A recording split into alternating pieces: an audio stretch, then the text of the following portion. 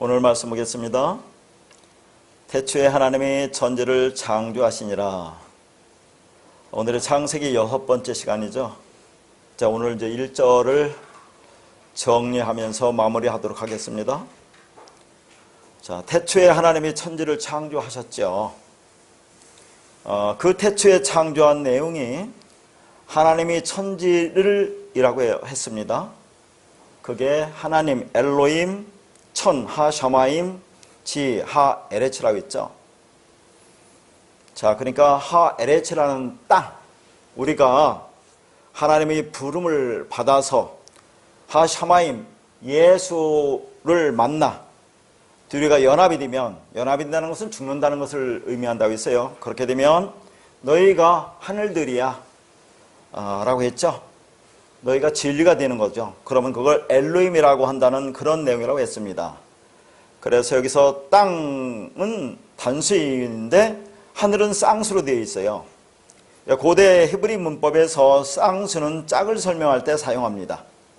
그러니까 하늘은 짝이 있다는 거죠. 이 짝을 통해서 하나님과 하나님의 교회를 설명하시고 있는 것입니다. 짝이라는 것은 무엇을 말합니까? 두 개가 합하여 완전한 하나가 된다는 그런 의미죠. 하나인데 그 하나는 두 개가 연합되어야 하나가 된다는 그런 말입니다. 그러니까 단순히 산술적으로 1 더하기 1은 2의 개념으로 이해하시면 안 되는 거죠. 신앙의 영역에서는 1 더하기 1은 1이 된다는 것입니다. 그래서 땅을 단수로, 하늘을 쌍수로 설명하는 겁니다. 그러면 창세기 1장 1절의 쌍수인 하늘과 단수인 땅을 어떻게 설명할 수 있을까 하는 거죠. 지금까지 계속해서 제가 이제 설명했는데 이 말씀을 잘 이해를 못하고 어려워해서 마지막으로 전체적으로 1절을 한번 정리를 하는 겁니다. 그러니까 하나님이 당신의 짝을 창조하시는데 어디서 창조하느냐면 땅에서부터 창조하신다는 그런 말이에요. 이런 이유 때문에 하나님 나라를 설명할 때 전부 다 3으로 설명했죠. 세 개의 층, 세 개의 단계, 3으로 설명하고 있는 거죠. 그래서 이제 지금까지는 제가 말씀을 안 드렸는데 여기서 이제 천지에서 지가 땅인데 그 땅과 천이라는 하늘과 연합해서 하나가 되면 세 번째 하늘 진리가 된다, 그리스도가 된다, 엘로힘이 된다고 이제 그렇게 설명하는 것이 여러분 이해하기는 쉬운데, 자, 여기 땅이라는 게 나왔잖아요. 땅. 그 땅을 왜 하늘이라고 하느냐 그런 얘기잖아요. 근데 왜 그러냐면 이 세 번째 하늘이라는 게 등장하지 않습니까? 3이라는 것이 그걸 설명하기 위해서 이 땅이라는 것을 첫 번째 하늘이라고 그렇게 얘기를 하는 겁니다. 그러나 또 이렇게도 말을 해요. 땅과 첫 번째 하늘과 두 번째 하늘 이렇게 해서 이걸 3으로 설명하는데 우리는 뭐가 맞다 틀리다 그런 거 중요치 않아요. 설명하는 방식인데, 자, 저는 늘 첫 번째 하늘, 두 번째 하늘, 세 번째 하늘을 개념으로 설명했어요.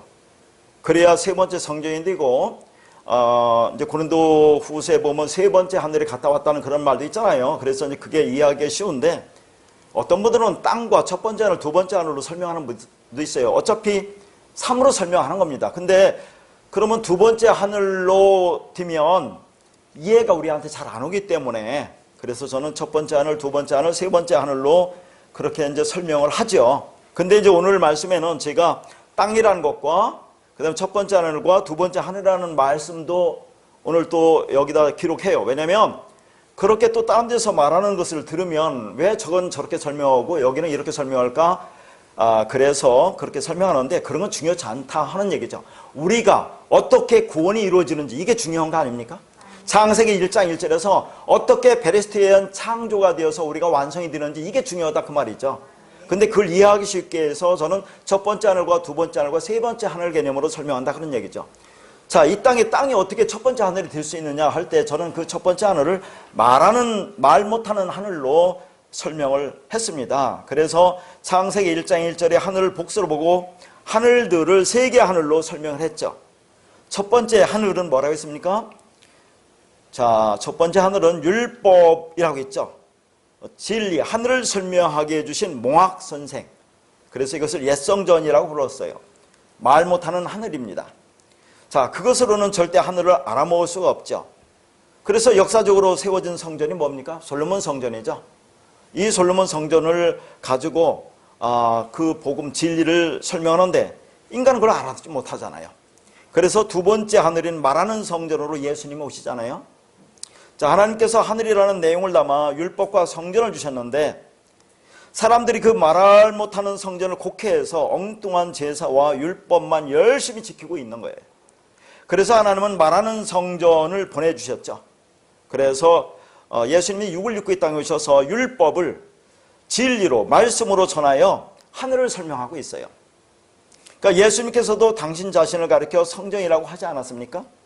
그런데 진리를 담은 진리의 처소가 성전이고 하늘이니까 예수님께서 당신 자신을 성전이고 하늘이라고 말을 하지만 그걸 알아듣지 못하는 것이 인간의 한계다, 그런 얘기죠. 율법적인 인간은 그걸 알아듣지 못해요. 그래서 이제 세 번째 하나님께서 성전을 보내시는 거죠. 그 세 번째 성전이 뭐라고 했습니까? 진리의 영, 성령이라고 했죠. 그리스도입니다.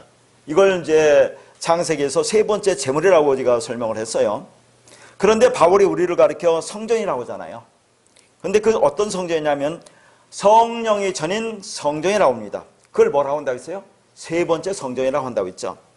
그러면 우리가 어떻게 해서 세 번째 성전이 되느냐 하는 얘기잖아요. 계속해서 이제 그게 복음이고 진리입니다. 그것만 깨달으면 돼요.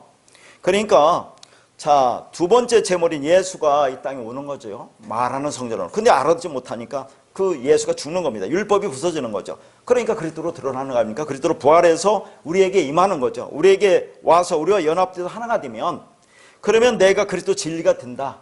그래서 그걸 세 번째 성전이라고 한다고 했어요. 그 세 번째 성전이 진리로 세 번째 하늘이라고 한다고 했습니다. 그때 그걸 듣고 깨닫는 성도가 세 번째 성전으로 연합이 되는 겁니다. 진리가 되는 거죠. 그걸 세 번째 하늘이라고 한다고 했어요. 그러니까 사도 바울이 셋째 하늘에 갔다 왔다는 말은 진리의 말씀을 깨달았다는 것이지 진짜 하늘에 올라갔다 왔다는 그런 말이 아니라고 했죠. 그래서 우리가 전에 한번 봤던 말씀, 자, 이 창세기 1장이 베레스티 언약에 의한 그 바라 창조가 이 성경에 곳곳에 이렇게 쭉 설명이 된다는 것을 보기 위해서 전에도 한번 봤던 것을 다시 한번 확인을 하는 겁니다. 자, 고린도후서 12장 2절에서 4절입니다. 내가 그리스도 안에 있는 한 사람을 아노니 그는 14년 전에 셋째 하늘에 이끌려 간 자라. 그가 몸 안에 있었는지 몸 밖에 있었는지 나는 모르거니와 하나님은 아시느니라. 내가 이런 사람을 아노니 그가 몸 안에 있었는지 몸 밖에 있었는지 나는 모르거니와 하나님은 아시느니라. 그가 낙원으로 이끌려가서 말로 표현할 수 없는 말을 들었으니 사람이 가 이르지 못할 말이로다. 사도 바울이 고백 아닙니까? 내가 그리스도 안에 있는 한 사람을 아노니 자기 자신을 얘기하는 거죠. 그리스도 안에 있다는 것이 뭡니까? 그리스도와 연합이 됐다는 거죠. 그리스도의 한 부분이 되었다. 진리를 깨달았다. 진리가 되었다. 그 말입니다. 이게. 그것을 바울은 셋째 하늘에 이끌려 갔다고 표현을 하는 거죠. 이게 뭡니까? 천국이 바울에게 침례에 들어온 거죠. 우리가 천국에 침례에 들어가는 게 아니라 천국이 우리에게 침례에 들어오는 것을 말합니다. 그런데 이제 4절에 그가 낙원에 이끌려가서 말로 표현할 수 없는 말을 들었다고 했죠. 이 낙원이 뭐라고 했습니까? 이게 낙원이 셋째 하늘 낙원이라고 하는 거예요. 자, 그 셋째 하늘에서 바울이 말로 표현할 수 없는 말, 이 말로 표현할 수 없는 말이라는 것이 레마예요. 레마. 진리. 진리라는 말을 들었다 그 말입니다. 세상은 알 수 없는 하늘의 진리, 사람이 가히 이르지 못할 말이라고 하는 거죠. 그렇게 세상은 감지할 수 없는 세 번째 하늘을 옛날에는 삼층천이라고 했잖아요. 세 번째 하늘, 세 번째 성전이라고 한다고 그랬어요. 그러니까 우리가 이게 세 번째 성전이 되는 게 구원의 완성입니다. 이게 창세기 1장 1절에 베레스티에 의한 바라의 창조예요. 그러면 너희가 세 번째 성전은 완성이 되는 거야. 그러면 그게 그리스도가 되고 진리가 되는 거니까 그래서 그걸 엘로힘이라고 한다고 그렇게 표현을 하는 겁니다. 자, 그래서 이제 3이라는 것을 또 이렇게 우리가 전에 보았던 말씀을 다시 한번 더 확인하겠습니다. 창세기 6장 16절입니다. 거기 창을 내되 위에서부터 한 깁에서 내고 그문은 옆으로 내고 상중하 3층으로 할지니라. 이게 무슨 내용이죠? 노아의 방주를 이렇게 만들어라 할 때의 그 내용이잖아요. 자, 이 말씀을 우리가 자세히 보았기 때문에 이 노아의 방주는 뭘 상징합니까? 하나님 나라를 상징해요. 그래서 상조가 3층으로 한다 그런 얘기입니다. 3으로 설명해요. 이것도. 그러니까 1층을 굳이 땅이라고 한다면 땅. 그렇게 또 보여야 될 거 아니에요. 땅. 그러면 2층을 첫 번째 하늘, 3층을 두 번째 하늘로 하는데 그건 우리가 이해가 잘 안 된단 말이죠. 그렇게 설명한 사람이 있어요. 3으로 설명한다고 해서. 어쨌거나 의미를 알아두면 된다 그런 얘기죠. 그래서 아까도 말씀드렸지만 솔로몬 성전도 3층으로 되어 있어요. 성막도 3단계로 되어 있잖아요. 성전마당들, 성소, 지성소. 에덴 동산도 3구역으로 되어 있어요. 그 다음에 성전도 3층이고 노아의 방주도 3층이고 전부 다 3을 가지고 하나님 나라를 설명하는 겁니다. 너희들이 어떻게 3이 되는지 그걸 설명한다 그 말이죠. 그래서 1층을 굳이 제가 땅이라고 자꾸 설명하는 것은 땅은 뭡니까? 먼지 티끌 아니에요. 먼지 티끌, 땅, 1층 땅. 율법을 가리키는 거죠. 그래서 예수님도 이렇게 이제 말씀을 하는 것이 있잖아요. 요한복음 13장 26절에 보면 예수님께서 마지막 유월절 만찬 때 유다에게는 한 조각 부스러기를 주었다고 해요. 이 부스러기라는 단어가 푸소미온이라는 단어인데 이 푸소미온이라는 단어는 모래라는 얘기입니다. 물이 없는 먼지 같은 광야. 그걸 뭐예요? 부스러기. 그걸 율법을 가리키는 거죠. 그래서 예수님께서 가룟 유다에게 그 푸소미온, 율법, 먼지, 티끌을 그걸 주잖아요. 그러면 그 가룟 유다는 어떻게 합니까? 그 부스러기 율법을 받아먹고 밤에 떠나요. 사망의 밤으로 떠납니다. 그러니까 이게 죽는 거예요. 그러니까 왜 예수님께서 푸소미온, 율법, 먼지, 티끌 이 조각을 주었겠어요? 너희가 누군지 깨달으라고 준 거거든요. 그러면 내가 누군지 깨닫고 예수님한테 오면 되는데 이 가룟 유다는 자기 의로 떠나는 겁니다. 밤으로 떠난 거예요. 그럼 영원히 죽는다는 것을 보여주잖아요. 그렇게 이 땅의 옛 성전은 율법주의 대명사입니다. 그게 어떻게 하늘이 될 수 있는가 하는 거죠. 땅의 것에서 모형에서 하늘의 것 진리를 읽어내면 그걸 하늘이라고 부른다 하는 거예요. 그러니까 땅, 율법, 옛 성전을 굳이 첫 번째 하늘이라고 한다면 두 번째 하늘로 오신 예수를 만나 그 예수의 머리를 넘겨받고 그리스도 성령과 연합이 되어 진리가 된 교회, 성도를 뭐라고요? 세 번째 하늘, 세 번째 성전이라고 설명한다 그런 얘기입니다. 그걸 그리스도라고 하고 엘로힘이라고 하는 거예요. 자, 또 이제 3을 가지고 설명하는 것을 전에 제가 말씀 안 드렸던 것을 한번 보기로 하겠습니다. 창세기 22장 4절에서 5절입니다. 제3일에 아브라함이 눈을 들어 그곳을 멀리 바라본지라 이에 아브라함이 종들에게 이르되 너희는 나귀와 함께 여기서 기다리라. 내가 아이와 함께 저기 가서 예배하고 우리가 너희에게로 돌아오리라 하고. 이건 무슨 장면인지 알죠?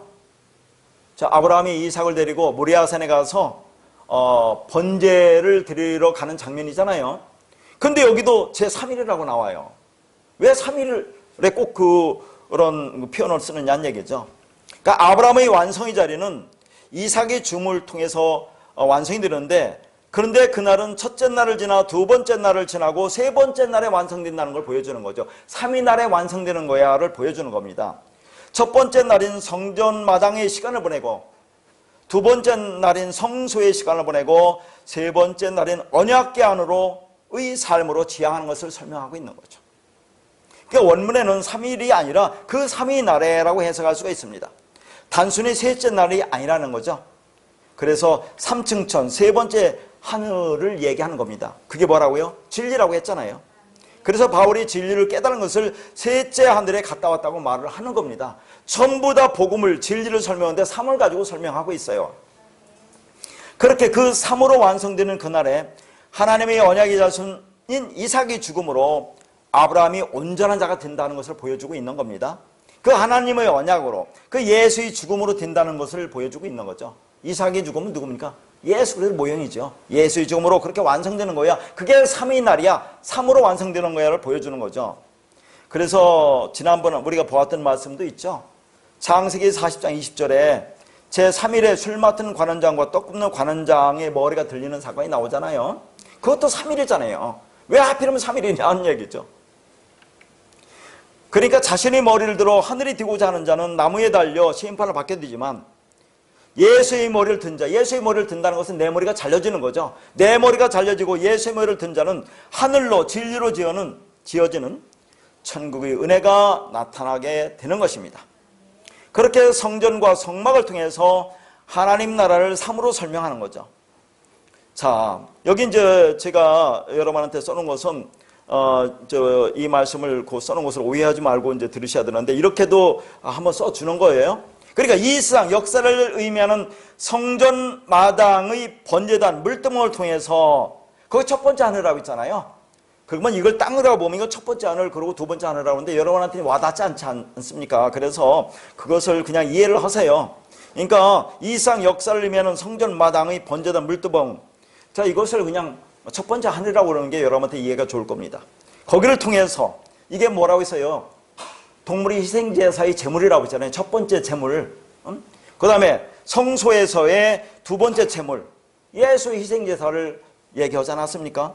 그걸 두 번째 하늘로 보면, 그러니까 그게 성소 아닙니까? 성소에 있는 떡상, 촛대, 향단은 전부 다 말씀을 의미하는 겁니다. 그 말씀을 진리로 깨닫고, 그러면 세 번째, 거기는 두 번째 하늘이라고 있는데, 세 번째 하늘인 지성소, 언약궤 속죄소에서 하나님이 언약을 알아 안식하는 것이 하나님의 백성 교회의 모습이라는 것을 말하고 있는 거죠. 교회는 오직 하나님의 언약 아래에서 하나님과 연합하여 짝이 되어 안식하는 겁니다. 그럼 내가 하나님과 하나가 되는 거죠. 그게 엘로힘이다, 그런 말이죠. 그러니까 거기 써놓은 것은 여러분이 그냥 이렇게 땅 첫 번째 하늘, 두 번째 하늘로 설명을 하는 그런 분도 혹시 있는데, 그런 말을 듣다가 왜 저렇게 설명하지 말고, 그 3을 설명할 때 그렇게 하는데 우리는 그게 와닿지 않아요. 세 번째 하늘이라는 게 있기 때문에, 그래서 땅을 굳이 첫 번째 하늘로 제가 얘기를 하는 겁니다. 그건 말 못하는 하늘이에요. 옛성전, 율법. 네, 그렇게 보면 이해가 될 겁니다. 그러니까 천지를 창조하시니라 해서 천지가 문자적인 의미대로 물리적인 하늘과 땅이 아닌 거죠. 창세기 1장 1절의 천지, 하늘과 땅을 공간적이고 물리적인 천지로 이해하는 것은 뭐와 똑같습니까? 신약 성경에서 구원의 복음을 설명하고 있는 예수님의 말씀을 가지고, 저 멀리 어딘가에 계시는 하나님과 나라는 인간이 발을 딛고 사는 이 지구라는 땅 사이에 뭔가를 주고받는 신과 피조물 사이의 관계로 이해하는 것과 똑같은 거다 하는 얘기입니다. 그러니까 주님이 가르쳐 주신 일명 주기도문이라는 것도 지난 시간에 보았죠. 이렇게 기도하라는 그런 것을 문자적인 의미의 기도 방법으로 이해하고 있는 것과 똑같은 거다 하는 얘기입니다. 그래서 지난 시간에 그 주기도문 마태복음 6장 9절 10절 두 절을 했는데, 그게 뭐라고 했어요? 창세기 1장 1절에 베레스트의 언약의 성취, 베레스트 언약이 어떻게 이루어지는지를 보여주고 있는 거예요. 주기도문이라고 했어요. 자, 그래서 창세기 늘 얘기하는 거, 여섯째 날에 우리가 완성되면 씨를 먹는다고 했는데, 그러면 주기도문에서는 어디가 씨가 나옵니까? 6장 9절 10절 나온 다음에 너희가 하늘들이 되었다고 했죠. 하늘들이 되었다고 했죠. 그 말 그 진리가 되었다고 했어요. 엘룸이 되었다고 했어요. 그러면 바로 10절에 뭐가 나옵니까? 오늘 우리에게 일용할 양식을 주옵시고 나온단 말이에요. 오늘 우리에게 일용할 양식이 뭡니까? 오늘 일용할 양식이라는 것은 그날의 양식이라고 했어요. 다가오는 날의 양식, 내일의 양식, 위의 양식, 하늘의 양식, 진리의 양식, 하나의 양식, 즉 영원의 양식이라고 했습니다. 그래서 주기도문에도 그 세 번째가 양식이 나온다니까요. 그렇게 하늘들이 든 자는 이 땅에서 그 하늘의 양식, 그 진리의 양식을 먹고 그날로 가는 거야를 설명하고 또 있는 거예요. 전부 다 같은 얘기잖아요. 자, 누가복음 24장 44절에서 45절입니다. 또 이르시되 내가 너희와 함께 있을 때에 너희에게 말한 바 곧 모세의 율법과 선지자의 글과 시편에 나를 가리켜 기록된 모든 것이 이루어져야 하리라 한 말이 이것이라 하시고, 이에 그들의 마음을 열어 성경을 깨닫게 하시고, 여기도 보세요. 44절에 모세 율법, 선지자의 글, 시편을 누구를 가르쳐 기록한 거라고 했어요? 나를 가르쳐 기록한 거라고 했잖아요. 예수 그리스도를 가르쳐 기록한 거다 그 말이죠. 그러니까 구약 성경은 예수 그리스도란 얘기다 그 말입니다. 정확하게 나왔잖아요. 근데 그 모든 것이 이루어져야 한다는 거죠. 그 모든 것이 이루어져야 한다는 것이 무슨 말입니까? 너희가 어떻게 구원을 받는지 아니? 그 말이에요. 자, 어떻게 구원을 받느냐? 그러니까 구약에 수많은 동물의 희생제사를 드렸잖아요. 그걸 통해서 뭘 깨달으라고? 자, 예수를 모양하는 어린 양의 죽음을 통해서 너희들이 구원받는 거야. 그것을 깨닫고 오라고 그렇게 구약의 수많은 동물의 희생제사를 드린 거 아니겠습니까? 자, 그 어린 양의 죽음을 통해서 너희가 구원을 받게 되는 그것을 여기서 모든 것이 이루어져야 하리라라고 말한 거라니까요. 베레스트의 언약의 성취를 말하고 있는 거예요, 이것도. 자, 그러면 여기서 이제 45절에 이에 그들의 마음을 열어 성경을 깨닫게 하시고 그랬죠. 여기서 마음이라는 것이 누스로 전에 얘기했어요. 영이라는 얘기입니다. 영. 자, 그들의 마음, 우리 마음, 영을 그분이 들어오셔야 열어주는 거 아닙니까? 그러면 성경을 깨닫게 된다는 얘기잖아요. 자, 여기서 그들의 마음을 열다가 디아노이고라는 단어거든요. 이 단어는 하나님에 의해 위로 열리다 그 말입니다. 그러니까 그들의 마음을 하나님에서 열어주는 거예요. 다시 말해서 땅으로 죽고 위로 나는 것을 말합니다. 그러니까 마음을 열다라는 것은 땅적인 것을 죽이고 하늘적인 것으로 살리시는 것을 의미하는 거예요. 그러니까 마음이 열리지 않으면 성경이 예수 그리스도로 보이지 않는 것입니다. 마음이 열리기 전에는 우리가 믿고 있는 그 하나님을 우상으로 섬기게 되어 있어요. 하나님을 다른 하나님으로 부르고 있는 것입니다. 그런데 그 하나님은 이름이 있어요, 없어요? 이름이 없다고 했죠? 이름은 누가 지어주는 겁니까? 부모가 자녀를 낳고 자녀에게 이름을 지어주잖아요. 근데 자, 우리가 피조물 아닙니까? 피조물이 창조주인 영원한 그분의 이름을 어떻게 우리가 지어줍니까? 그렇잖아요. 이름은 부모가 자녀에게 지어주는 거지 자녀가 피조물이 어떻게 창조주의 이름을 지어주느냐는 얘기죠. 그래서 성경에 그 구약의 엘루임을 하나님이라고 이제 우리가 그렇게 붙여놓고 그렇게 엘루임이 된다 하나님이라고 우리가 부르면 저렇게 참나무 말을 할 수 있나 불경선을 할 수 있나 얘기하지만 여러 번 얘기하지만 엘루임을 우리가 하나님이라고 번역하잖아요. 카톨릭에서는 하느님이라고 번역하고 그래서 하느님이 맞냐 하나님 맞냐 그런 개념은 뭡니까? 저 하늘 어딘가에 있는 하나님이라고 생각하는 거 아니겠습니까? 그러니까 기독교에서 하나님이라고 하는 것은 그런 대로 의미가 있다고 했죠. 하나임, 모노게네스, 독생자, 하나임, 진리, 하늘을 가리킨다는 의미에서 하나님이라고 번역은 잘했는데 그분이 엘루임이라는 그 이름이 그분이냐는 얘기예요. 어떻게 피조물이 조물주한테 엘루임이라고 이름을 붙여줄 수가 있겠느냐는 얘기입니다. 그분의 이름이 없는 분이라는 얘기예요. 그러나 그 엘루임이라는 그 단어 속에는 자, 너희들이 어떻게 구원을 받는지 그 진리가 담겨있기 때문에 그렇게 부른다고 했죠. 그러니까 그런 걸 잘 깨달으면 우리가 그분을 부를 이름이 없기 때문에 하나님이라고 하지만 그 하나님은 그분이 아니라니까요. 그렇게 얘기하는 하나, 진리다 그런 의미에서 이제 하나라고 한다는 의미가 있는데 너희들이 그렇게 되라 그런 얘기입니다. 자, 그러니까 그들의 마음을 열어 성경을 깨닫게 하시고는 우리 생각이 죽으면 그게 위로 열린다 그런 얘기예요. 그러니까 죽었다고 하는데 뒤에도 한번 보겠지만 죽었다고 하는 것은 내가 살았다고 하는 것이 죽은 것이라는 것을 깨닫게 해주는 걸 말해요. 이해가 가요? 그러니까 우리가 열심히 지금 율법을 행하면서 교회 와서 열심히 섬기면서 그렇게 하는 게 잘하는 거라고 생각하잖아요. 나는 괜찮은 사람이라고 생각하면 그러면 그걸 뭐라고 생각합니까? 그렇지, 나는 살아있구나, 나는 괜찮은 사람 살아있구나 라고 생각하는 것이 뭐라는 얘기예요? 그게 죽은 거라고 깨달으면 그게 다나도의 죽음이야 라는 말을 하고 있는 거예요. 상당히 중요한 말입니다. 그러면 그게 하늘로 내가 다시 태어난 겁니다. 우리가 하늘이 된다는 거죠. 자, 이게 이제 엠마오로 가는 두 제자에게 이제 하는 건데 그 마음을 디아노이고 여시는 것은 그들을 죽이는 거예요. 그러니까 마음을 디아노이고 했을 때 모든 성경이 예수 그리스도에 대한 복음 이야기라는 것을 우리가 알게 된다 하는 거죠. 그러니까 창세기 1장 1절에 천지를 창조했다는 그 하늘과 땅도 마찬가지입니다.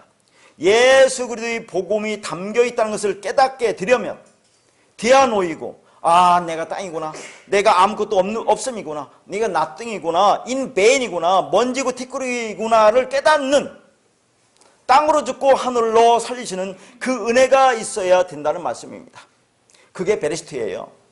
새 사람으로 창조가 되기 전에 먼저 내 생각, 내 육적 자아가 죽어야 한다는 것을 말하고 있는 겁니다. 그렇게 죽어야 살릴 수가 있는 거예요.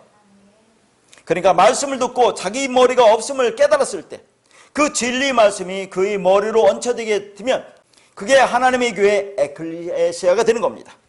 그게 진짜 창조다 하는 얘기죠. 그래서 창조는 마음, 아까 누스, 영이라고 했죠. 우리 마음의 지식에까지 새롭게 하심을 입는 거라고 전에 한번 말씀드렸습니다. 그래서 정리하는 의미에서 다시 한번 이 말씀을 간단하게 보도록 할게요. 골로새서 3장 9절에서 10절입니다. 너희가 서로 거짓말을 하지 말라. 옛사람과 그 행위를 벗어버리고 새 사람을 입었으니 이는 자기를 창조하신 이의 형상을 따라 지식에까지 새롭게 하심을 입은 자니라. 자, 거짓말하지 말라. 옛사람과 그 행위를 벗어버리라. 거짓말을 하는 것과 옛사람과 그 행위를 벗어버리는 같은 말이죠. 그러니까 이 말씀을 율법으로 열심히 행하는 게 거짓말입니다. 그걸 진리라고 열심히 행하는 게 거짓말이죠. 그게 옛사람인 것이고 그 행위를 벗어버리면 그럼 그걸 새 사람을 입었다 그런 얘기죠. 그게 창조라 그랬어요. 헬라어로 크티주 창조라고 했죠. 이게 히브리어로 바라의 창조라는 것을 얘기하고 있는 겁니다. 그러면 이는 자기를 창조하시는 형상을 따라 지식에까지 새롭게 입은 자라는 그런 말이잖아요. 그러니까 성도는 그 행위를 벗어버리라는 말은 모든 율법적 행위를 벗어버리고 진리로 세우심을 입으라는 말이라고 했어요. 전에 말했죠. 벗어버리라. 아포티뎀이라고 하는 것은 율법적 행위를 벗어버리고 진리로 세움을 입으라는 말입니다. 즉 부스러기의 율법이 아닌 그리스도의 십자가라는 복음이 진리 내용으로 바르게 세워짐으로 진리의 말을 하게 되는 것을 말합니다. 그래서 거짓말 하지 말라. 옛사람과 그 행위를 벗어버리라고 하는 거예요. 그러면 그게 새 사람을 입는 것이고 자기를 창조하신 이 형상을 따라 지식에까지 새롭게 하심을 입는 자라고 하는 거죠. 자, 전에 다 했던 말이죠. 자기를 창조하신 이 형상이 뭐예요? 하나님의 형상이 그리스도 말씀 진리라고 했잖아요. 그 말씀을 따라서 지식에까지 그 지식 안에서 이 지식은 위에 있는 지식이라고 해서 하늘의 지식, 진리 지식 그 진리 안에서 그 진리와 하나가 되면 그게 새롭게 하심을 입은 자야. 그게 창조, 바라야. 헬라어로 크티조 창조야 라고 한다고 했어요. 그러니까 거짓말이라는 옛사람, 율법을 벗어버리고 지식에까지 새롭게 하심을 입는 자가 진정으로 창조가 된 자다 하는 겁니다. 다시 말해서 거짓말을 버린다는 것은 뭡니까? 거짓말, 율법을 버린다는 거죠. 비진리를 버린다는 거죠. 그럼 나 자체가 거짓말이죠. 내가 비진리죠. 율법이니까 그걸 버린다는 건 뭡니까? 내가 죽는 것을 얘기하는 거죠. 그게 죽어야 한다는 것을 또 말합니다. 그럼 그게 창조가 되는 거야. 계속해서 그 말만 하고 있어요. 그렇게 첫 번째가 죽어서 두 번째로 세워지는 것을 새 사람을 입는다고 하는 것이고 그러면 자기를 창조하시는 이 형상을 따라 지식에까지 새롭게 하심을 입는 자라고 하는 겁니다. 자, 그러니까 우리가 이 땅에서 지금 육을 입고 살고 있는 것을 창조된 것으로 알고 있지만 그렇게 알으면 안 된다 그런 얘기입니다. 왜? 옛사람의 행위를 벗어버리라고 했잖아요. 그러니까 우리가 지금 육을 입고 이 땅에 이렇게 사는 것을 이게 창조된 거야 라고 하면 안 된다는 얘기예요. 옛사람을 벗어버리라고 했죠. 그 육을 벗어버리라고 했죠. 비진리를 벗어버리라, 죽으라고 했잖아요. 그렇기 때문에 그건 창조가 아니라는 얘기입니다. 그러니까 그건 하나님이 말씀하는 창조가 아니라는 거죠. 다시 말해서 우리가 육을 입고 숨을 쉬고 있는 것이 성경에서 말하는 창조가 아니라는 겁니다. 그러니까 하나님으로부터 새 삶을 잊지 못한 자는 창조된 것이 아니에요. 그건 죄와 허물로 죽어있는 상태라고 했죠. 그러나 보통 나를 포함해서 보이는 이 세상을 하나님이 창조한 것은 너무나 당연히 맞잖아요. 물론 우리 인간의 육체적인 구조를 통해서 정말 하나님이 아니고는 감히 누가 만들 수가 없다는 것을 우리는 다 알고 있어요. 그런데 창조라는 것을 그것에만 국한해버리면 하나님을 신앙한다고 하는 그리스도로서의 어떤 문제가 생깁니까? 이게 중요하잖아요. 나도 창조되었다고 생각할 거 아니냐는 얘기죠. 이 육을 있으면서 이 육체를 보면서 하나님이 창조하셨다고 할 거 아니겠어요. 그러면 뭐가 문제입니까? 더 이상 창조가 필요 없어요. 창조되었는데 뭐 또 창조가 필요하느냐는 얘기죠. 그렇죠. 더 이상 창조가 필요가 없다 그 말입니다. 근데 만약 보이는 창조가 하나님이 궁극적으로 하나님이 원하시는 창조가 아니라는 것을 알았다면 그러면 뭘 원하겠어요? 나를 창조해 주세요 라는 그런 원함이 생길 것이 아니겠느냐 하는 얘기입니다. 그러니까 결국 창조하신 이의 형상을 따라 지식에까지 새롭게 하심을 입는다는 것은 내 머리가 깨져야 돼요. 율법이 파괴돼야 돼요. 내 생각이 죽어돼요. 그리고 예수의 머리가 붙어야 하는 것, 진리로 완성되는 것을 말하는 겁니다. 그래서 이 말씀이 에베소서 4장 24절과 같은 말씀이에요. 하나님을 따라 의와 진리의 거룩함으로 지으심을 받은 새 사람을 입으라. 이 말이 골로새서 3장 10절과 같은 말이라 그 말이죠. 자기를 창조하시는 형상을 따라 지식에까지 새롭게 하심을 입는 자, 그게 뭐예요? 진짜 창조다 그런 얘기입니다. 하나님을 따라 에베소 4장 24절에 그게 뭐예요? 자기를 창조하시는 형상을 따라 그런 얘기죠. 지식에까지 새롭게 하심을 입는다는 것이 의와 진리로 거룩하게 우리가 지으심을 받는 거 아닙니까? 의, 진리, 거룩한 건 다 같은 말이에요. 그러면 그 진리 안에 있으면 그 진리로 내가 지으심을 받으면 그게 새 사람을 듣는다 하는 것을 또 말하고 있는 겁니다. 그게 베레스트에 의한 창조, 바라다 그 말이죠. 그게 구원인 것입니다. 그러니까 어떻게 새 사람을 입을 것인가 하는 겁니다. 말씀을 열심히 지키면 새 사람이 되느냐 하는 얘기예요. 어떻습니까? 성경을 수백도 가면 새 사람이 되나요? 하나님 말씀으로 목배임을 당해서 자기 머리는 살려져야 한다는 것을 깨닫고 나의 진정한 머리가 그리스도라는 것을 알게 된 자들이 그런 베레스트가 되면 그때 온전한 창조 바라가 내 안에서 이루어진다 하는 얘기입니다. 그래서 요한복음 5장 46절에서 47절 말씀을 보겠습니다. 모세를 믿었더라면 또 나를 믿었으리니 이는 그가 내게 대해서 기록하였음이라. 그러나 그의 글도 믿지 아니하였거든 어찌 내 말을 믿겠느냐 하시니라. 아까 말씀도 우리가 본 누가복음 말씀이나 이런 말씀 전부 다 이게 무슨 말씀인가를 보세요. 구약이 누구에 관한 얘기냐 그런 얘기를 지금 하고 있는 겁니다. 예수님이 이 땅에 오셔서. 자, 여기서 모세를 믿었다고 하는 것은 뭘 믿었다는 겁니까? 모세가 쓴 모세 오경의 말씀을 믿었다면이라는 게 있죠. 그러면 나도 믿었을 거다 그런 얘기잖아요. 다시 말해서 모세 오경 그중에서 창세기가 나 예수에 대해서 이야기하는 그 복음으로 너희가 들었다면 예수님이 하신 말씀도 복음으로 듣고 믿었을 것이라는 그 말씀이죠. 먼저는. 근데 그 창세기는 나에 대해서 이야기하는 것인데 왜 그걸 그렇게 듣지 못하고 있느냐고 말씀하고 있는 거예요. 결국은 오늘날로 말하면 창세기 1장 1절을 가지고 너희는 왜 창조론을 이야기하고 있느냐 그런 말입니다. 그러면 그게 죽는다는 것을 얘기하고 있는 거죠. 그러니까 지금 예수 그리스도를 믿는다고 하면 이 창세기 말씀도 예수 그리스도의 이야기로 듣고 믿어야 된다는 그런 말이에요. 그러니까 자, 우리가 신약의 말씀, 예수님 말씀 보면 창세기 1장 이 베레스트라는 이 언약, 그 베레스트엔 바라의 이 창조가 무슨 말인지를 정확히 알 수 있잖아요. 이게 도대체 무슨 말을 하고 있는지.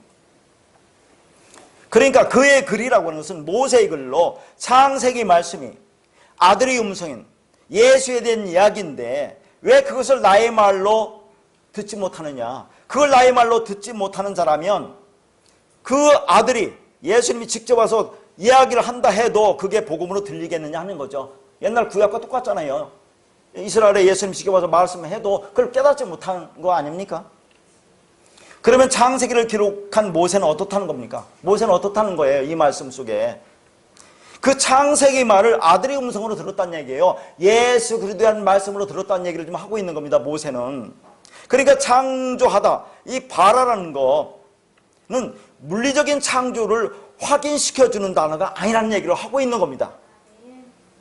들으면 살아날 수 있는 그리스도를 알려주시기 위한 그 진리 복음을 위해서 사용하게 하신 하나님의 감동이다 그런 말이에요. 그러니까 성경이 하나님의 백성이 된 우리에게 말씀하고 있는 거죠. 내가 머리를 통해서 너희 안에 나의 집 성전을 세울 것이다.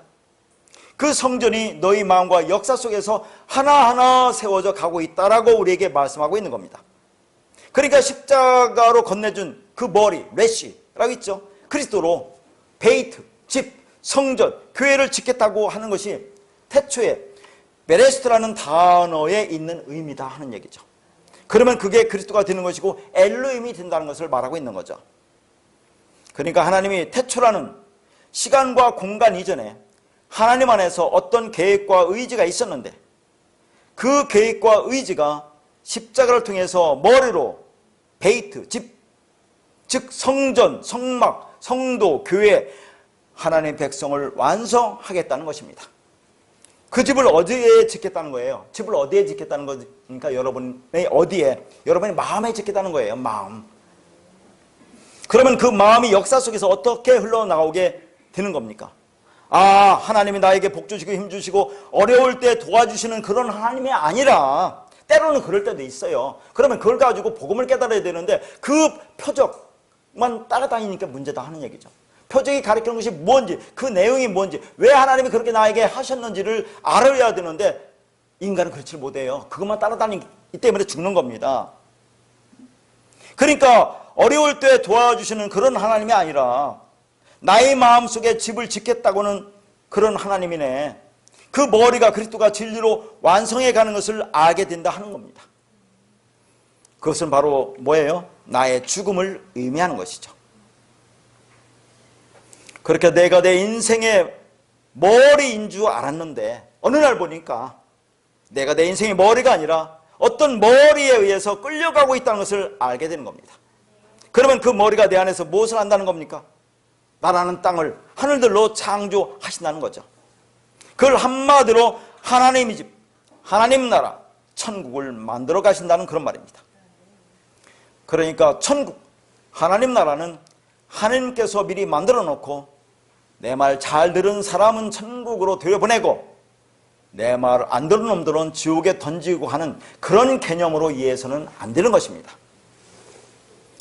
이렇게 베레시트에는 십자가에서 건네주신 하나님의 머리로 나의 머리를 제거하여 하나님이 거하는 집 성전을 세우시겠다는 창세전 언약이 담겨 있는 것입니다. 그러니까 성도는 하나님이 언약책인 성경을 보면서 뭘 보여야 되겠어요? 아, 하나님이 그렇게 계획하셨네요. 그래서 내 인생이 이렇게 진행되어 가고 있군요. 그래서 내가 이 고난과 어려움 속에서 하나님의 은혜를 발견하게 되었습니다 하면서 무엇을 해석합니까? 내 인생과 삶을 해석해내는 거예요. 고난의 의미가 무엇인지를 해석해내는 것입니다. 그러니까 하늘과 땅을 창조하신 하나님의 사역이 선포되었는데 이는 단순히 눈에 보이는 이 물리적인 세상을 창조하셨다는 것을 의미하는 것이 아니라 하나님의 몸인 교회를 창조하시겠다는 복음의 언약이 담겨져 있는 것입니다. 그러니까 하나님이 창세기 1장 1절의 첫 단어인 베레시트에서부터 율법을 십자가에서 완성하시고 그 진리를, 그리스도를, 그 머리를 우리에게 넘겨주셔서 우리를 교회로 하나님 나라로 완성하시겠다고 말씀하고 계신 것입니다. 그러니까 예수는 율법으로 오셨기 때문에 그 예수는 반드시 죽어야 돼요. 그러니까 예수는 반드시 죽이고 그 예수 안에 있는, 그 율법 안에 있는 진리로 그리스도로 우리가 받아야 되는 것입니다. 그걸 성경이 구원이라고 하는 거죠. 그래서 그렇게 말하면 유대인들 같이 그게 신성모독이고 참남한 말이다라고 하면서 반드시 죽이라는 말이 나오게 되어 있어요. 그들이 목숨 걸고 해왔던 것을 주님이 부정하니까 참을 수가 없는 거 아닙니까? 진리가 뭔지 깨달은 자가 아니면 이 말씀을 유대인들처럼 이해를 하지 못해요. 그래서 율법적 신앙생활을 하면서 뭘 어떻게 합니까? 내가 하나님을 잘 믿고 있다. 내 하나님을 잘 섬기고 있어. 그래서 내가 살아있어 라고 생각을 하고 있는 거 아니겠느냐 하는 거죠. 자, 그래서 이 말씀 보겠습니다. 로마서 7장 9절입니다. 전에 율법을 깨닫지 못했을 때는 내가 살았더니 계명의 이름에 죄는 살아나고 나는 죽었도다. 이제 이 말씀을 이제 해석할 수 있죠. 여러 번 말씀드린 말씀입니다. 자, 이 말씀이 얼마나 귀한 말씀인가 하면 또 한 번 보는 겁니다. 전에 율법을 깨닫지 못했을 때는 내가 살았대요. 율법을 깨닫지 못하니까 뭡니까? 율법이 무엇을 의미하는지 모르고 열심히 율법을 행할 때 그건 자기가 잘하고 있다고 생각하는 거 아닙니까? 나는 괜찮은 사람이라고 생각하는 거 아니에요? 그럼 그게 살았다고 생각하는 거 아니겠습니까? 그러니까 율법을 열심히 지켰을 때는 그게 살아 있었다고 표현을 하는 거예요. 그런데 하나님이 보실 때는 그게 죽은 거다 그런 얘기죠. 그래서 계명의 이름에 죄는 살아나고 나는 죽었도다가 되는 거죠. 자, 앞에는 율법이 나오고 뒤에는 계명이 나옵니다. 율법이나 성경 전체로 말하자면 계명이라는 것은 그 율법 중에서 그 하나, 그 진리를 여기서 특별히 가리켜요. 자, 율법을 진리로 깨달았더니 이 말씀이 뭔지 알았더니 이제 죄는 살아나는 거 아니겠습니까? 그리고 나는 죽었도다가 되어요. 그 계명, 그 진리, 그 사랑을 알게 되니까 그동안 열심히 행했던 율법적인 삶이 거짓이었구나, 그게 죄였구나를 깨닫게 되었다는 그 말이죠. 그러면 뭡니까? 죄가 살아나는 거예요. 죄가 드러난 거 이때. 죄가 뭔지를 깨달았다 그 말입니다. 그러면 그게 죽었다는 거예요. 그게 타나토의 죽음이에요. 우리는 그렇게 허물과 죄로 죽은 자죠. 그걸 무슨 죽음이라고 했어요? 네크로스 죽음이라고 했어요. 죽음이 두 가지 했는데 타나토의 죽음이냐 네크로스 죽음이냐 하는 거죠. 죄와 허물로 죽은 거, 그걸 네크로스 죽음이라는 얘기죠. 그걸 깨달으면 내가 타나토의 죽음으로 오는 겁니다. 그렇게 죄와 허물로 네크로스한 자였는데 그걸 깨닫고 내가 하나님 앞에 대적자로 원수로 살았다는 것을 온전히 인정하고 그걸 받아들일 때 그게 타나토스의 죽음이라는 얘기입니다.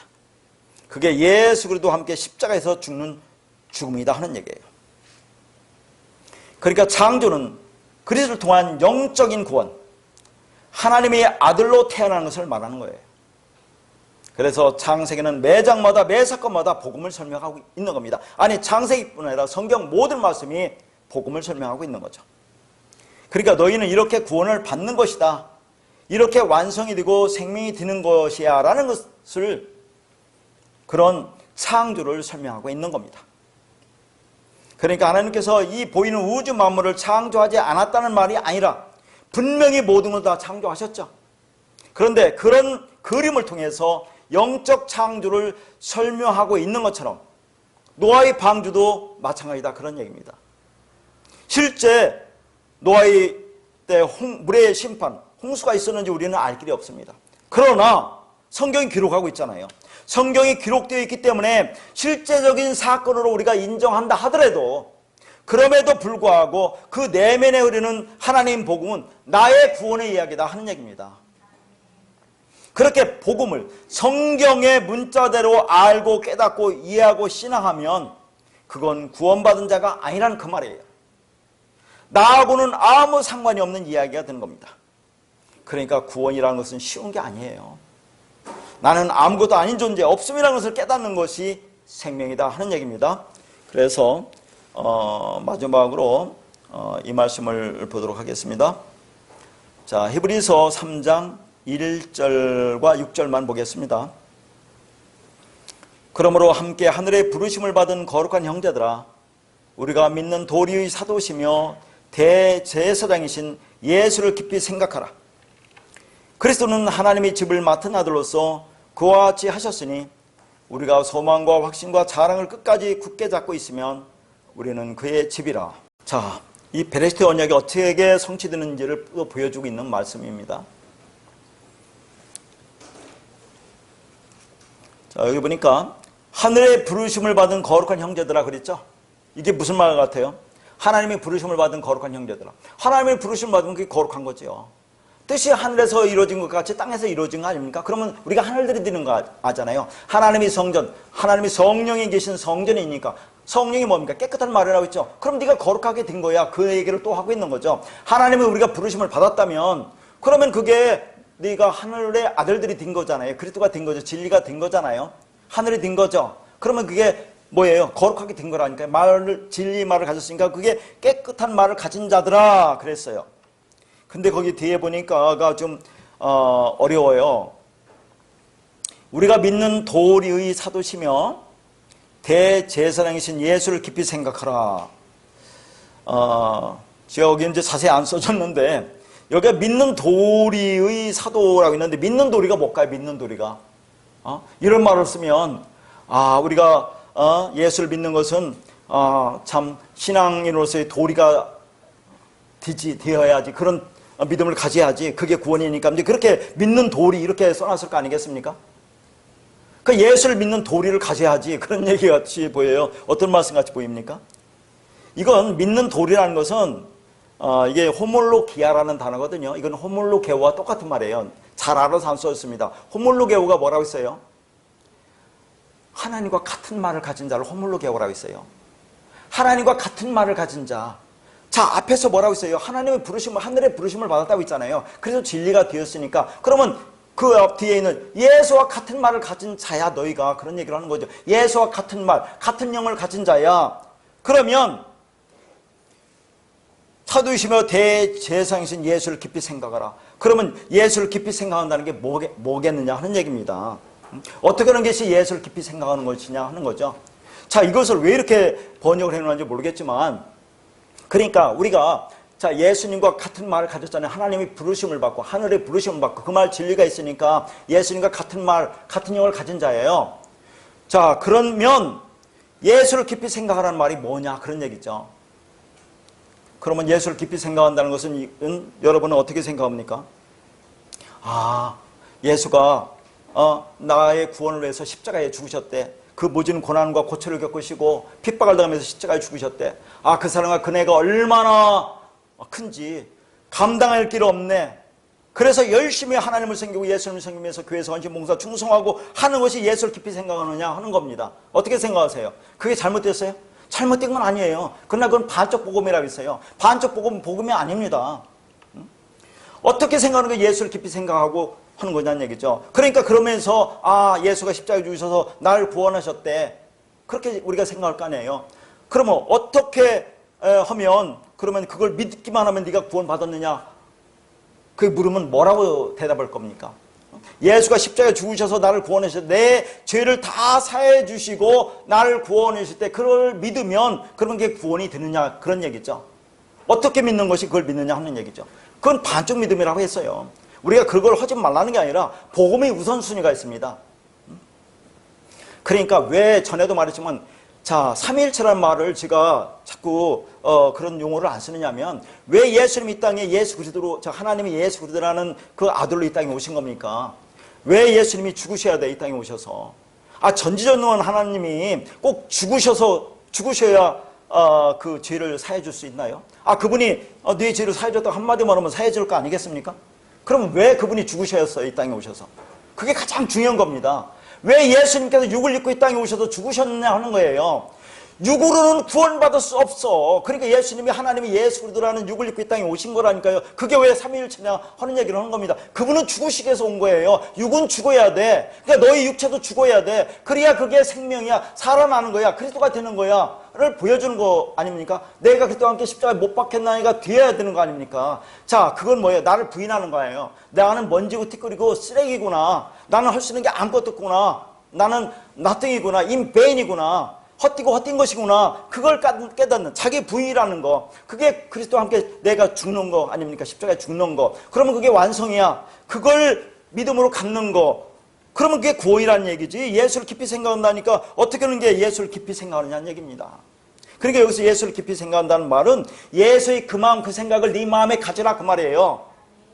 그러니까 하늘의 부르심을 받았다고 하잖아요. 하늘의 부르심을 받으면 그 하늘들이 되는 거 아닙니까? 뜻이 하늘에서 이룬 것이 땅에서 이루어진 게 내 하늘들이 되니까. 그러면 그게 거룩한 거야. 그러면 믿는 도리, 즉 그분과 예수님과 같은 말을 가진 자가 되지. 그럼 그 같은 말을 가진 너희는 뭐예요? 그 예수를, 그 예수의 그 마음, 그 영을 네 마음에 깊이 간직하라. 그 말을 하고 있는 겁니다. 그러면 그래서 6절에 이런 말이 나오는 거죠. 6절이 상당히 중요한 거 아니겠어요?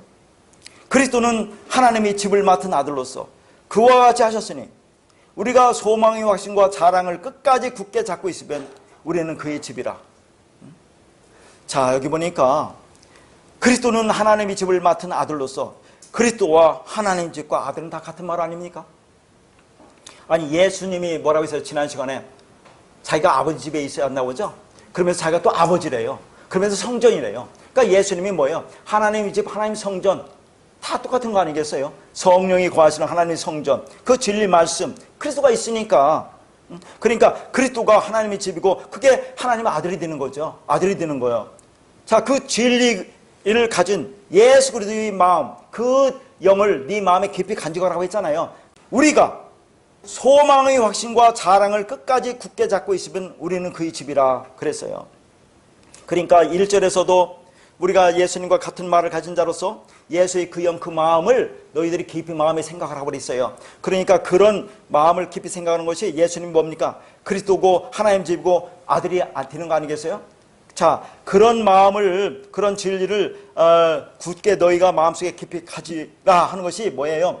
우리가 소망의 확신과 사랑을 끝까지 굳게 잡고 있는 거 아닙니까? 자, 그게 그렇게 하는 것이 우리가 구원 아니냐 하는 얘기죠. 그게 소망의 확신을 갖는 거죠. 그게 자랑 아닙니까? 그게 영광이죠. 우리의 영광. 그게 자랑이죠. 근데 여기서 중요한 것은 여러분 뭐가 중요하겠습니까? 끝까지 굳게 잡고 있으래요. 끝까지 굳게 잡고 있으면 우리는 그의 집이래요. 그러면 끝까지 굳게 잡고 있지 않는 사람이 있다는 거 아니겠습니까? 어떤 사람이 이렇게 끝까지 굳게 잡고 있지 않고 도중에 이탈하는 겁니까? 성경에서 예를 들면 어떤 사람이겠어요? 디모데후서 4장 10절에 보면 자, 이런 말이 나옵니다. 대마는 이 세상을 사랑하여 나를 버리고 데살로니가로 갖고 오라는 말이 나와요. 저 나라가 누굽니까? 사도 바울을 가리키는 거예요. 사도 바울이 대마를 뭐라고 하냐면 나의 동역자라고 그래요. 무슨 동역자? 복음의 동역자. 자, 사도 바울이 대마와 함께 그동안에 복음, 진리 복음을 계속 전했어요. 그런데 어느 순간에 대마가 이 세상을 사랑하여 자기를 버리고 떠났대요. 진리 복음을 떠났다 그 말이죠. 이 세상을 사랑하여 떠났다는 얘기죠. 자, 이 세상을 사랑하여 떠났다는 것이 뭡니까? 성경에서 세상이라는 것은 율법이라는 이 세상을 말하는 거죠. 율법이라는 이 세상으로 떠났다는 얘기죠. 그러니까 진리 복음을 추구하다가 율법이라는 세상으로 떠났다 그 말입니다. 그러면 이 말이 예수 믿다가 예수를 믿지 않고 세상으로 갔구나 라고도 할 수 있고, 여러분 만약에 이 말씀을 진리로 깨닫지 못하고 여전히 율법으로 보면 그게 세상으로 간 거나 똑같은 거예요. 다른 거 있겠습니까? 그래서 세상으로 간 거지. 그런 자가 있다는 것을 얘기하는 거 아닙니까? 왜 그렇게 가요? 자, 이 말을 들으면 어떤 때는 이게 진리인 것 같아요. 복음인 것 같아요. 맞는 것 같아요. 근데 어떤 때는 율법적인 그런 설교를 들으면 율법이 또 맞는 것 같아요. 그러니까 왔다 갔다 하는 거죠. 그러니까 그 안에 그 말 진리가 없으니까, 그 영이 없으니까 이제 세상으로 떠나는 겁니다. 아니, 이 세상의 거의 모든 사람이 한 길로 가고 있잖아요. 율법주의, 행위주의, 인본주의로 가고 있잖아요. 손에 손을 잡고 그 길로 다 가고 있는데 극히 소수의 사람만 좁은 길로 가고 있지 않습니까? 그게 아니야 라고 가고 있으니까 불안한 겁니다. 왜 많은 사람들이 그렇게 유명하다는 목사님들 다 저렇게 얘기하는데 왜 저 사람들은 그런 말을 하지 않고 다른 말을 할까? 불안한 거죠. 그러니까 떠나는 겁니다. 떠나는 거 왜 떠납니까? 그 말이 없기 때문에 떠난 거예요. 그러니까 창세의 택함을 받지 않은 겁니다. 이성적으로 내 생각으로 지식적으로 판단해서 때로는 옳다고도 생각하잖아요. 그러니까 그렇게 또 생각하다가 어떤 때는 율법 들으면 아니 왜 말씀이 그렇지? 하고 율법으로 떠나가는 거예요. 이게 끝까지 붙잡지 않는 거라니까 이게. 또 어떤 사람이 있겠어요. 말씀을 들어서 깨달았다고 해요. 진리를 깨닫다고 하는데 자기 나름대로 생각하고 판단하는 사람이 있어요. 그래서 또 다른 율법주의로 가는 사람이 있다니까요. 몰라요. 그래서 이 끝까지 붙잡고 있으면 우리가 그의 집이 된다는 얘기예요. 그의 집이 뭡니까? 하나님의 집 성전. 이게 베레스테 언약이 성취 아니에요. 베레스테는 바라의 언약이라니까 이게 성취라니까요. 그의 집.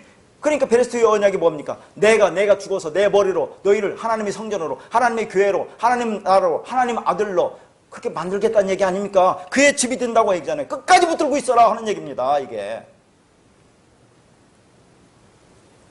왔다 갔다 하죠. 자기 마음대로 기준으로 말씀을 갖고 판단하는 겁니다. 하나님의 말씀이 그렇게 호락호락한 게 아니에요. 어제 들었던 말이 오늘 보면 또 다른 말씀을 다가와요. 그러나 복음의 본질은 변하잖아요. 복음의 본질은 변하지 않으면서 또 다른 말씀으로 오기 때문에 하나님의 말씀은 살아있다고 하는 겁니다. 그 말씀이 얼마나 무궁무진한데 이렇게 않으면 자기 판단해서 이렇게 하면 그거 틀렸다고 생각한다니까요. 그런 교만을 버리라 그 말입니다. 어느 누구도 이 땅에서 하나님의 말씀을 100% 진리라고 전할 수 있는 사람 아무도 없어요. 하나님만 알지. 그러나 그 복음 진리를 떠나지 않는 선에서는 좀 다르게 볼 수도 있다. 그걸 내가 폭넓게 받아들여야지. 왜 저 사람 저렇게 얘기를 하지? 저건 아니네. 자기 남들 판단한다니까요. 그거 떠나고 그런 사람들이 이 땅에 얼마나 왔습니까? 그리고 다 됐다고 하고 난 진리가 됐다고 하고 산을 들러 교회는 뭐로 가? 왜 교회 가는지 이유가 있어요. 자, 그러니까 여기서 이제 우리가 하나님의 집이 된다고 하죠. 여기서 집이 오이코스로 하나님의 성전입니다. 그러니까 우리가 하나님의 성전이 되면 자, 그분은 집 성전 안에 거하시니까, 그분도 하나님 집 성전이죠. 근데 하나님 집 성전에 거한다고 하니까 그럼 우리 안에 거하시는 거죠. 다시 말해서 그분은 우리 안에 거하시고 우리는 결국 우리 안에 거하시는 하나님에 거하는 거 아닙니까? 그래서 이런 말씀이, 자, 연합이라는 교리가 여기서 나오는 거 아니에요? 네가 내 안에 내가 너 안에. 요한복음 17장 21절에서 23절 말씀 뭐라고 합니까? 아버지여, 아버지께서 내 안에 내가 아버지 안에 있는 것 같이 그들도 다 하나가 되어 우리 안에 있게 하사. 또 뭐라 합니까? 곧 내가 그들 안에 있고 아버지께서 내 안에 계시어 그들로 온전함을 이루어. 그렇게 안에 있으면 온전함을 이룬다, 그런 얘기죠. 하나가 되게 하려 함은 나를 사랑하신 같이 그들도 사랑하신 것을 세상으로 알게 함이로소이다. 이게 전부 다 연합 아닙니까? 네가 내 안에 내가 너 안에, 그 말을 하는 거죠. 이렇게 하나님이 우리 안에, 우리가 하나님 안에 있는 상태가 그들이 아버지께 사랑을 받았다는 거죠. 아버지께 사랑을 받는다는 게 뭐겠어요? 사랑이라는 것이. 그 진리가 내 안에 있으면 그게 아버지께 사랑을 받는 거라니까요. 그러니까 예수를 깊이 생각하는 거, 예수를 깊이 생각한다는 것은 그 예수와 같은 말, 같은 영, 같은 마음을 갖는 거, 그 끝까지 붙들고 있으라, 그런 얘기입니다. 그러면 그게 생명이라, 그 말이죠. 그래서 로마서 8장 6절에 육신의 생각은 사망이요 영의 생각은 생명과 평안이라. 육신 생각이 뭐예요? 전부 다 율법이죠. 영의 생각 진리죠. 골로새서 3장 1절에서 2절. 그러므로 너희가 그리스도와 함께 다시 살리심을 받았으면 위의 것을 찾으라. 거기는 그리스도께서 하나님 우편에 앉아 계시느니라. 위의 것을 생각하고 땅의 것을 생각하지 말라. 전부 다 진리와 율법을 대조하고 있는 겁니다. 그러니까 이게 복음이고 진리이고 그리스도이고 생명이고 이게 영원한 것이구나라고 들리는 사람은 앞에서 말한 그게 새 사람이 되는 거죠. 새롭게 창조가 되는 거죠. 언약의 피를 마신 새 언약이 이루어진 겁니다. 그렇게 우리를 새롭게 하신 그 일을 창조라고 표현하는 겁니다. 자, 이제 1장 1절, 창세기 1장 1절을 마지막으로 정리를 합니다. 왜 이렇게 계속해서 제가 6차례에 걸쳐서 이 말씀을 성경에 좀 여러 간들을 거쳐서 합니까? 이걸 잘 이해를 못하기 때문에. 여기만 잘 들어서 바로 깨달으면 성경 전체가 다 이해가 되는 거라니까요. 여기를 잘못하면 전부 다 율법으로 가게 돼 있고 이걸 진리로 보면 진리로 가게 돼 있는 거 아니겠습니까? 그래서 이 말씀을 그렇게 또 다른 그런 언어로 또 다른 말씀으로 계속해서 확인하고 또 확인해서 6번째까지 온 겁니다. 자, 우리를 하나님이 부르시면 땅 하에레츠가 된다고 했죠. 그리고 말씀 받고 그 진리를 깨달으면 내가 하늘 하샤마임이 되는데 그게 내가 하나님의 아들로서의 그 신이 되는 거죠. 엘로힘이 되고 데우스가 된다고 했어요. 그러니까 예수 그리스도께서 이 땅에 오셔서 십자가에서 죽으시고 그리스도로 부활하십니다. 그래서 이제 그리스도로 성령이 우리 안에 들어와서 진리를 깨닫게 되면 내가 아들이 되는 것이 창조라고 하는 것이고 이제 아들 진리가 된 자들이 또 다른 사람들에게 그 복음 진리 전해서 그들이 그걸 깨달으면 듣는 자가 살아나게 되는 겁니다. 그러면 그가 그를 창조한 것이라고 하는 거죠. 그게 엘로힘입니다. 그러나 전한 자는 나지만 우리지만 바울이지만 잘하게 하는 자는 누굽니까? 하나님 아버지 말씀입니다. 그러니까 동역자라는 얘기예요. 그러니까 동역자로서 신 엘로힘이라는 겁니다. 우리가 하나님과 동역자라는 얘기예요. 본체신 하나님과 아들들인 그 신들이 함께 연합하여 창조를 이루어가고 있다는 것을 말하고 있는 거죠. 그러니까 또 다른 땅들을 부르시고 부른 그들을 하늘로 만드시고 엘로힘이 되게 하는 것입니다. 그 일을 하나님과 우리가 계속해서 해나가는 것이죠. 그걸 복음을 전한다고 하는 것입니다. 그러니까 우리가 누군가에게 복음을 전해서 그 진리를 깨닫고 살아나면 그 사람이 신이 되는 거죠. 아들이 되는 겁니다. 내가 그리스도와 연합하여 죽으면 내가 그리스도는 아들을 낳는 것이고 또 내가 아들이 되는 거죠. 그리고 다른 사람에게 전해서 그가 그 말씀을 깨달으면 내가 또 다른 아들을 낳는 것이다 하는 거죠. 그러니까 창세기 1장 1절의 말씀이 성경 전체에 대한 요약이며 결론입니다. 그런 의미에서 성경의 다른 곳에서도 다른 이야기를 하는 것이 아니란 얘기죠. 그리스도와 그 그리스도를 통한 그 구원의 창조에 대한 이야기인 것입니다. 그러니까 창세기 1장 1절 이후에 성경 66권의 모든 말씀은 이 창세기 1장 1절의 구절을 풀어서 다시 복음으로 설명해주고 있는 것입니다. 그러니까 모든 성경 말씀은 오직 하나인 구원의 복음의 이야기인 것이죠. 그렇게 나라는 땅적인 존재가 부름받고 하늘이 되는 것이 엘로힘이 되는 거다 하는 거죠. 그러나 성경 말씀을 교훈으로 받으면 그게 뭐라고 했어요? 그게 더러운 영, 더러운 귀신이 된다 하겠어요. 그렇게 우리 마음이라고 하는 땅이 말씀의 씨가 뿌려지면 좋은 땅이라면, 좋은 땅은 우리가 되는 게 아니죠. 부름받은 땅이라면, LH라면 100배, 60배, 30배의 결실을 맺게 되는 거 아니에요? 이 100배, 60배, 30배가 뭐라고 했어요? 전부 다 아들이 된다는 개념이 있어요. 자세히 설명했습니다. 100이라는 것도 60이라는 것도 30, 전부 다 아들이 된다는 개념이라고 자세히 설명했습니다. 다른 말씀을 가지고 예를 들어서 했어요. 그러니까 이게 아들이 되는 것이고 그리스도가 된다는 그런 얘기를 하는 겁니다. 그러니까 땅이, 단수라는 것은 우리 각자 마음의 밭에 말씀이 뿌려져서 열매를 먹고 하늘이 되면 하늘들 안에 우리가 속하는 겁니다. 그렇게 우리가 아들이 되기까지는 일방적으로 하늘에서 말씀을 내려주셔서 우리를 먹여주시는 거죠. 그리고 그 말씀으로 자라나다가 진리를 깨닫고 아들이 되는 시점이 있는데 그게 하늘이다 하는 거죠. 그러니까 처음에는 일방적으로 먹여주십니다. 광야에서 하나님이 이스라엘 백성에게 만나를 내려주셔서 먹여주셨습니다. 그러다가 그 진리를 깨닫고 가나안으로 들어가는 순간부터 뭐예요? 하늘에서 주시던 만나가 끝나고 이제는 스스로 농사지어서 그 양식을 먹어야 하는 것을 말하고 있어요. 그러니까 내 안에서 그 말씀이 나오는 것입니다. 그래서 뭐라고 해요? 네 배에서 생수의 강, 성령이 흘러 넘쳐나리라가 되는 거죠. 그 상태가 되는 것이 성령, 말씀, 진리, 그리스도가 되는 상태입니다. 그 그리스도와 연합으로 하나가 되면 내가 그리스도, 신, 데우스, 엘루임이 되는 거다 하는 거죠. 그러니까 모든 율법적 선악 구조가 없어지고 하나로 진리로 볼 수 있는 상태가 되는 것입니다. 그게 하나님의 아들로서의 완성이 되는 거죠.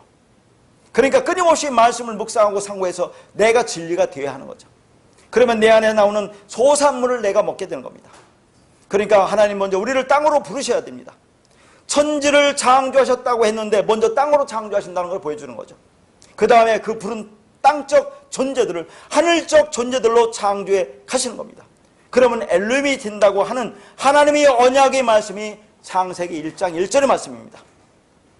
그래서 고린도전서 14장 19절에 이런 말씀이 있어요. 그러나 교회에서 네가 남을 가르치기 위하여 깨달은 마음으로 5마디 말을 하는 것이 1만 마디 방언으로 말하는 것보다 나으니라 그랬습니다. 자, 이것도 베레시트의 언약을 말하고 있는 거예요. 5마디가 1만 마디 방언보다 낫다고 있는데 5마디라는 게 없어요. 5이 5. 응? 5이 1만 마디라는 것은 무수히 많은 그런 얘기예요. 방언은 뭡니까? 율법. 낫다라는 것은 뭐냐? 이것보다 저것보다 낫다는 그런 개념보다 네가 그렇게 5말을 네가 깨닫기를 내가 원한다 바란다 그런 얘기죠. 1만 마디 방언하는 게 아니라 그 말을 무수히 많은 말로 율법으로 말하기를 바라는 게 아니라 이 창세기 1장 1절에 5마디를 네가 진리로 깨닫기를 원한다는 것이 낫다라는 거예요. 원한다 바란다 그런 얘기입니다.